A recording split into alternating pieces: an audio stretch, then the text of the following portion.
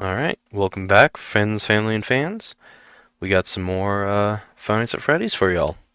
So we got night 3 and 4 coming up. Don't worry, won't get into night 5 just yet. But, uh, yeah, I wish I have, like, proper scripts in mind, but, I don't know. Just typing it out and then having to, like, keep pace with that, I was never good with that. You know, like, in school, they go, oh, you have to, write out a bunch of paragraphs and keep it in like this time frame. I don't know. I could never read out something and think, oh, this matched the time cadence. So, you know, I just kind of wing it. It goes. It works. So, what do we got for night 3 and 4? Not much, as again, with a lot of the early FNAF games, their lore just wasn't so much. uh, I guess that'll bring me up. Oh, you know what? I gotta let Phone Guy do his thing first. See, I told you wouldn't have any problems. Did, Foxy ever appear in the hallway? Probably not. I was just curious. Like I said, he was always my favorite. They tried to remake Foxy, you know? They thought the first one was too scary, so they redesigned him to be more kid-friendly and put him in Kids Cove to keep the toddlers entertained, you know? But kids these days just can't keep their hands to themselves. The staff literally had to put Foxy back together at the end of every shift. Eventually they just stopped trying and left him as some kind of take apart, put back together attraction. Now he's just a mess of parts. I think the employees refer to him as just the mangle. Oh hey, before I go, I wanted to ease your mind about any rumors you might have heard lately. You know how these local stories come and go and seldom mean anything. I can personally assure you that whatever is going on out there, however tragic it may be, has nothing to do with our establishment. It's just all rumor and speculation, people trying to make a buck, you know. Our guard during the day has reported nothing unusual, and he's on watch from opening till close. Okay, well anyway, hang in there and I'll talk with you tomorrow.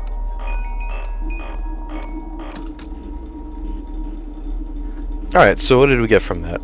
Well, as as I was saying before, you know, I let him speak. Not much. Um, you do know that the withered ones are the old ones. All the toys are the new ones. However, something that is weird is just how is these recordings, because he talks as if they are new, which they kind of really aren't. If we take the FNAF 4 lore, which we'll get into, you know, 2 games from now, the toys are out. They're back out there in the 4 years ago. So these wouldn't really be new reopened animatronics anymore, as they would. The toys are. I don't know. That one sits weird with me, knowing, because in future audio logs, like, these aren't recorded years ago. These are recorded in the same week, in the same days. Foxy, obviously, he appeared in the hallway instantly. Hey, did Foxy pop out? Rah. Yeah, so with what we know, the Wizards are the original suits that the kids were killed and stuffed in. Also, boo. That was rough. I did time in that one really poorly. Anyway, what we know is that the withered animatronics are the original suits. They are the suits that the kids were killed and stuffed in, and they are possessed. That's why they are evil. And from what the lore is that the parts, they're used for spare parts and put inside the toy animatronics. Now, that could explain why some of the toy animatronics are a little bit evil. They're not directly possessed, more tangentially, associatedly possessed. You know, like the spirit of Foxy is passed on to Mangle, and it's done that way. However, Puppet being a puppet master and controlling the toys also makes sense if we want to try incorporating the FNAF 2 movie lore. Which, speaking of FNAF 2 movie lore, first watching it, I really was not a fan of that movie. Not for you know, the reasons why I'm not a fan of FNAF 2 the game. But the main one was I just felt like they did such a big character assassination of Charlotte. And playing this game, I'm like, you know, maybe they didn't.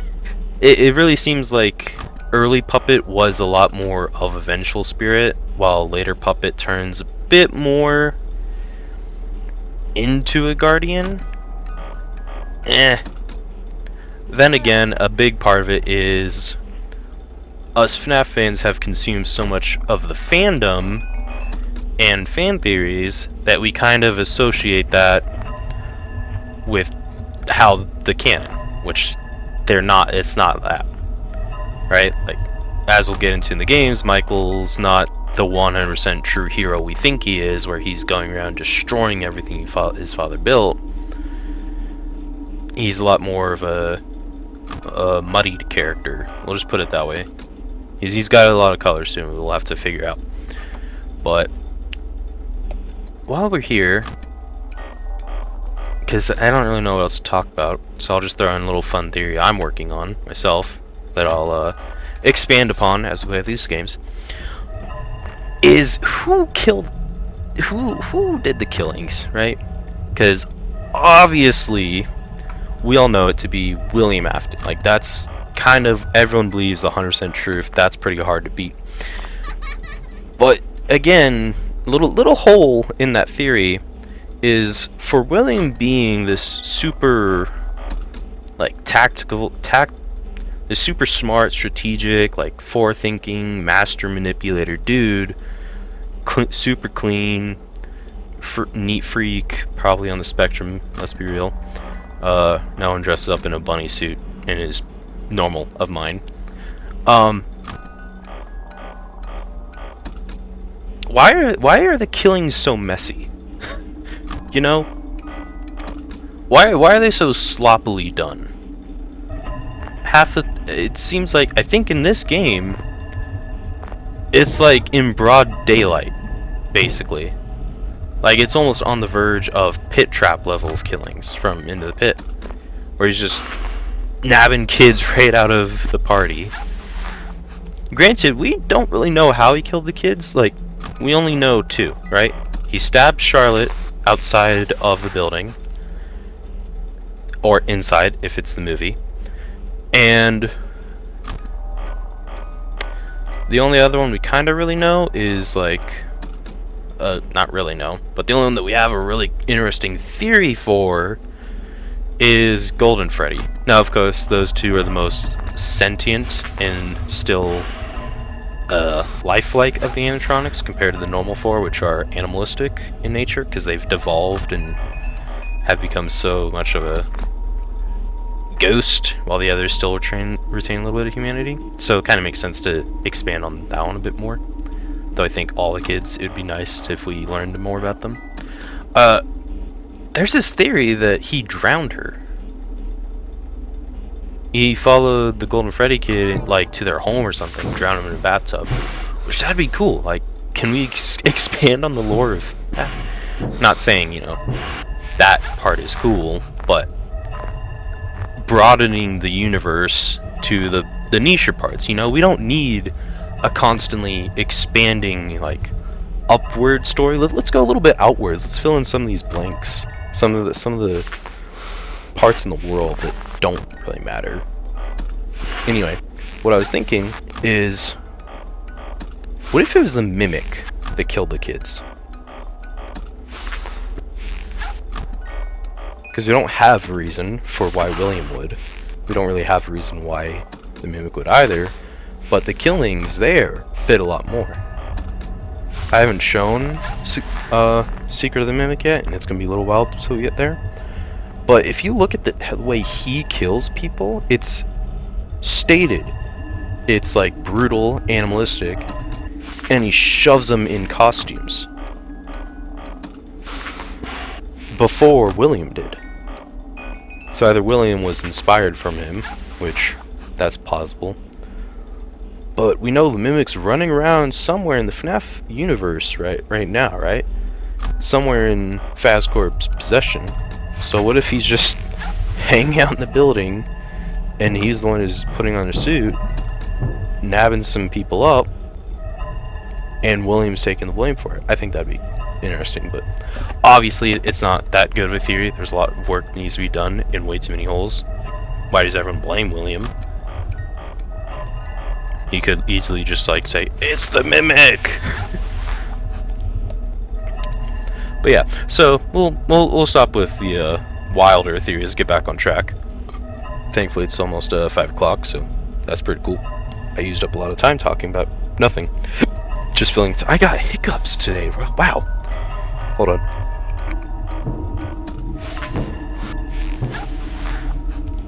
Sorry about that. Very unprofessional of me. Alright, so the Wizards, after this, are taken by Faz Corp and repurposed and refurbished into the FNAF1 animatronics.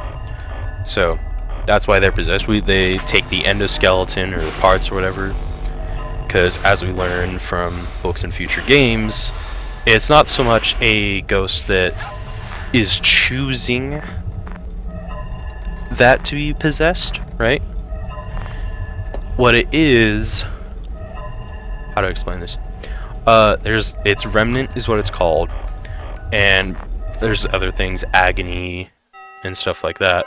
But whenever something dies, it kind of bonds to things. Like, dying's never good, but murder's worse, and a lot of grief and sorrow and bad emotions come from that.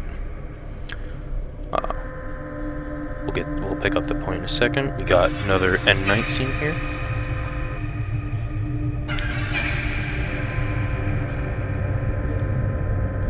And look at that, we got Golden Freddy. Something I'd like to point out is Freddy actually wouldn't be able to have his face lit up like that. Just from where like the lights would be positioned. And it says it's me in the top left there. I don't know if you caught that. Might need to rewind a few seconds. Alright, back to what I was saying. Nope. Phone guy first. Take it away, phone guy.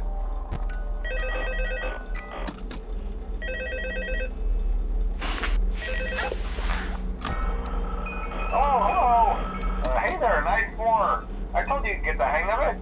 Okay, so just to update you, there's been somewhat of an investigation going on. We may end up having to close for a few days. I don't know. I want to emphasize, though, that it's really just a precaution. Fazbear Entertainment denies any wrongdoing.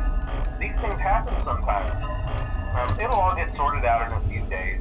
Just keep an eye on things, and I'll keep you posted. Just as a side note, though, try to avoid eye contact with any of the animatronics tonight if you can. Someone may have tampered with their facial recognition systems. We're not sure. But the characters have been acting very unusual, almost aggressive towards the staff. They interact with the kids just fine, but when they encounter an adult, they just stare. Anyway, hang tight, it'll all pass. Good night.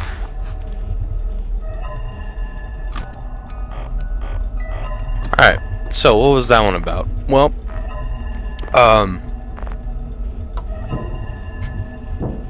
kind of self-evident, right? The animatronics are totally chill with the kids, but don't like adults. Again, that plays into the puppet's whole vengeful persona thing of her hating adults. And the animatronics being able to bond with kids a lot more because they themselves are still kids.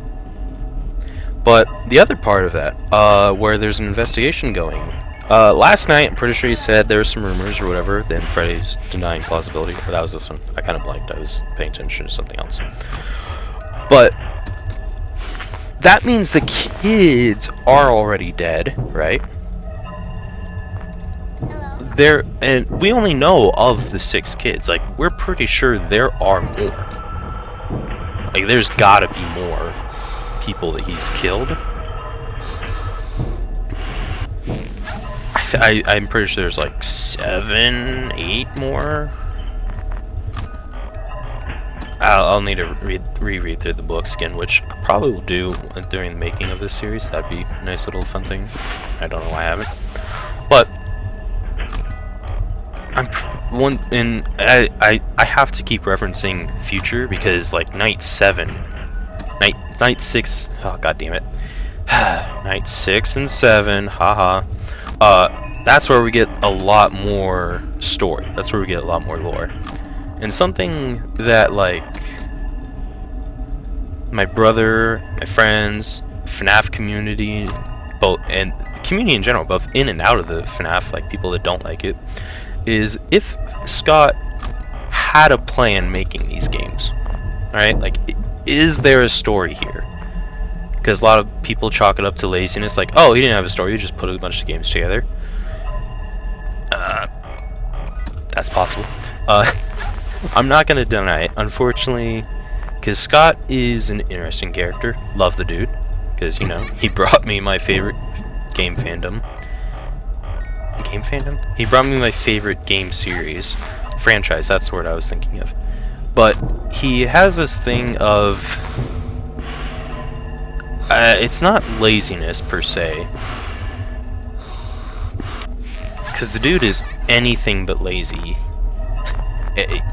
We don't really know it, but he's made 30, 40 games before he made, like, the first FNAF game. He made a lot of games. And so it's kind of his MO to just spit out stuff as fast as possible. However, of course, a lot of those older games kind of suffered from that speed. Like, dude is dedicated. He is one diligent, I think is right. He's one diligent dude. But was there a game? Was there a story here?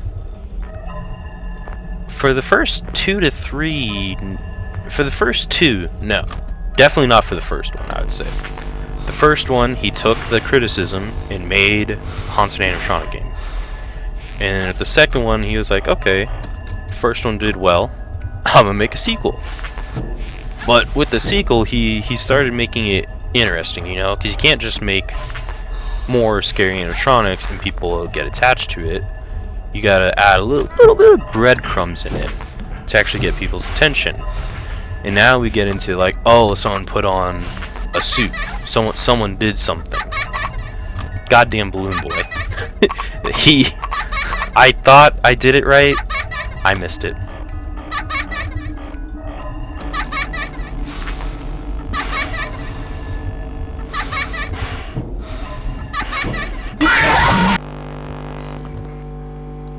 Yeah. Fortunately, you know, when Balloon Boy's in your office, it's not so scary when you get jump scared, because you're kind of expecting it by that point, you know? You're sitting there, throw your hands up, I'm dead. Compared to the random ones that you think you're perfectly fine and something grabs you. So, did Scott have a plan? For the first 2, I don't think so. By the 3rd, he definitely did. Right? Because the 3rd one, it's like, okay, this is the guy. This is where a lot of lore stuff in. This is where multiple story endings as well. So he definitely has a plan there. And then 4th one comes around. I don't know what to make of the 4th one still to this day. If you had to ask me what I think the 4th one is, I could not tell you with a straight face or answer. I can tell you perfectly what every other game is in this series except for that one. Because it feels like every single time that one gets mixed around a lot with, I feel. But we'll get to it, you know. As I keep saying, we'll get to it when we get to it, right? But yeah, for the first few games there wasn't a story, and then he realized that's what everyone was really attaching to his games, was this sort of subplot he had hidden in. And I think after 3 he definitely tried making that the focus, like adding details and Easter eggs and references and all these little minute things that went over people's heads until we'd have to come back. And that's what kept the fandom attached, was, oh, there's a story here. But no, I would have to say for the first 2 games that we've seen, there's not a story. Well, there is a good one, though. It turned out to be a pretty good story, eventually. You can't go a 10-year-old franchise that's still getting love in games to this day without it being successful. I haven't really been commentating on these nights. I probably will in the future, because I'm gonna be like try-harding. Like, I'll be sweating bullets and stuff, so I'll narrate what I'm doing a lot more. These first few nights are not too complicated. However, if you've noticed, it's only been the Wizards. Like, I think it was night 3 when it was just Wizards. Foxy appeared night 2. Night 1 was just the toys. But now the Wizards have been front and present to stay for a little while.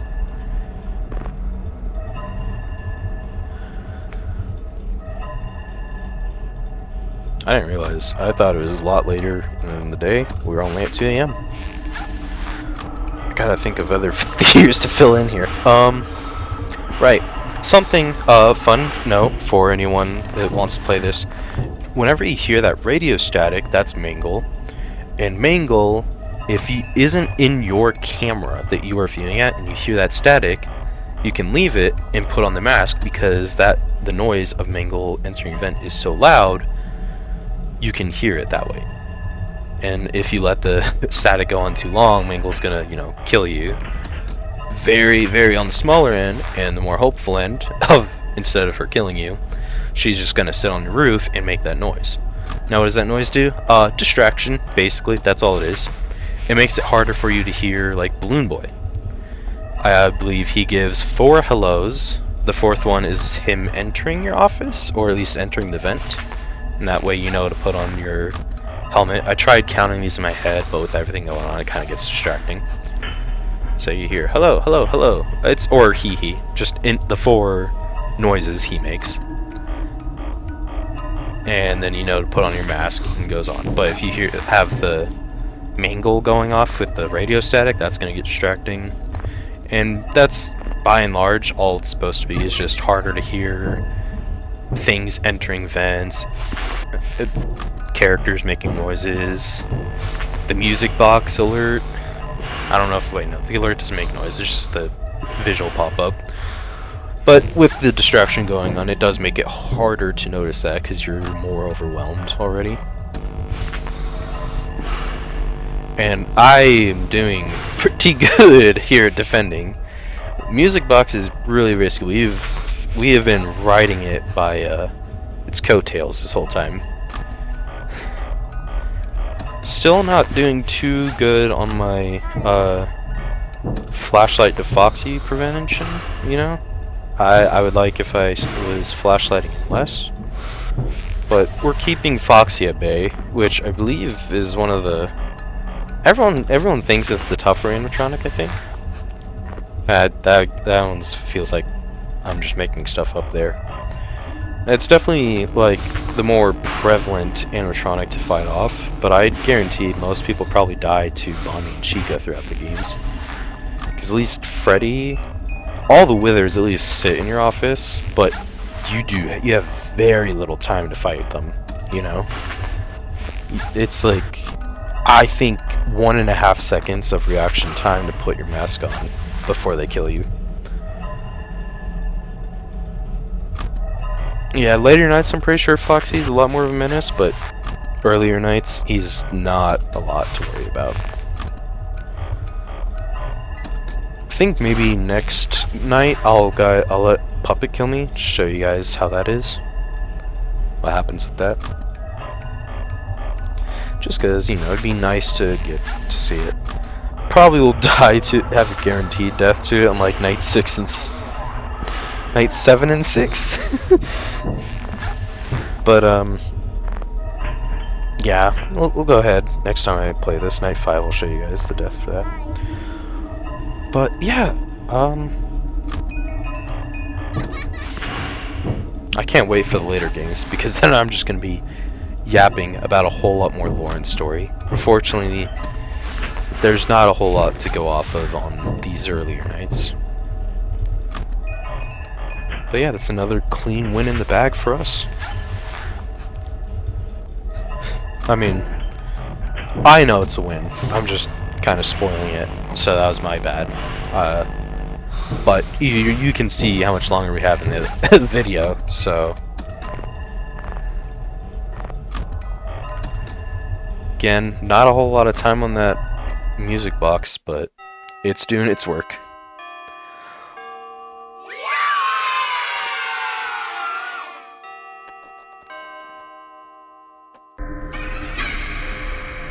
Alright, night 4 and night sequence.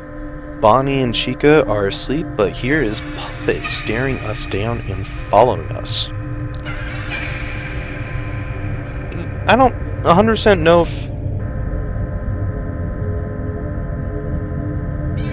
Well, they do mean something, obviously, but after explaining to you that we are the kid, also look in the top left corner again, after the static, it's me.